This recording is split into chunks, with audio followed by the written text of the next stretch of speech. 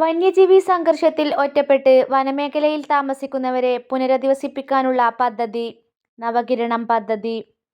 2025 യോഗാ ദിനാഘോഷത്തിന് വേദിയായ ഇന്ത്യൻ സംസ്ഥാനം ആന്ധ്രാപ്രദേശ്.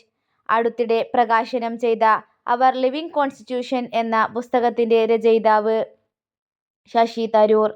ലോകത്തിലെ ഏറ്റവും ഉയരം കൂടിയ റെയിൽവേ കമാന പാലമായ ജനാബ് പാലം ഇന്ത്യൻ പ്രധാനമന്ത്രി ഉദ്ഘാടനം ചെയ്തത് എന്ന് 2025 ജൂൺ 6.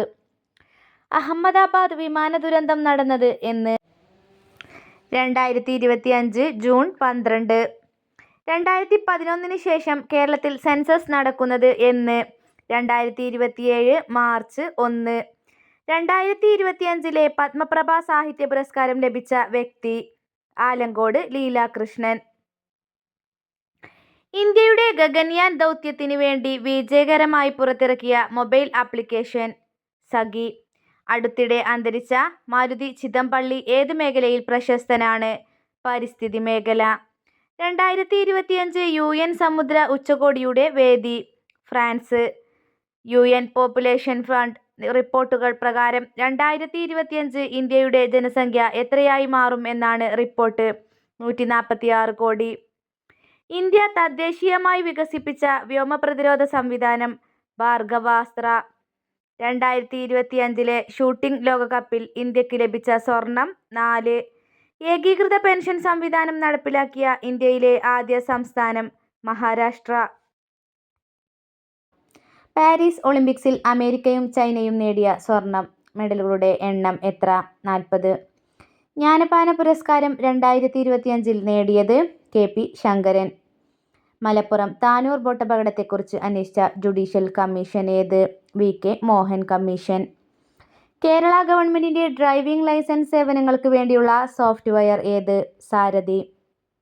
ഏത് മേഖലയിലുള്ളവർക്കാണ് രാഷ്ട്രീയ വിജ്ഞാൻ പുരസ്കാരം നൽകപ്പെടുന്നത്? ശാസ്ത്രജ്ഞർക്ക്. കേരള സർക്കാരിന്റെ ദിശ ഹെൽപ്പ് ലൈൻ നമ്പർ ഏത്? 1056.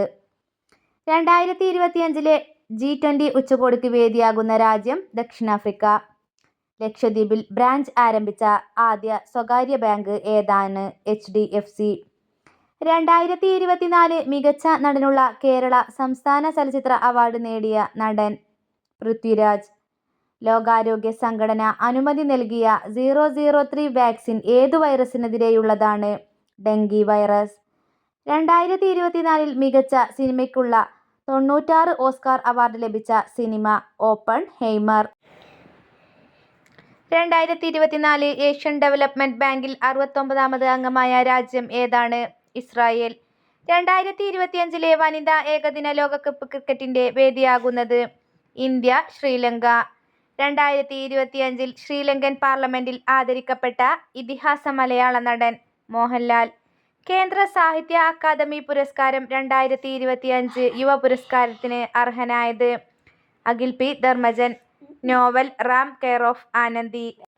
കേന്ദ്ര സാഹിത്യ അക്കാദമി പുരസ്കാരം 2025 ബാലസാഹിത്യ പുരസ്കാരത്തിന് അർഹനായത് ശ്രീജിത്ത് മൂത്തേടത്ത്. കൃതി പെൻഗ്വിനുകളുടെ വൻകരയിൽ.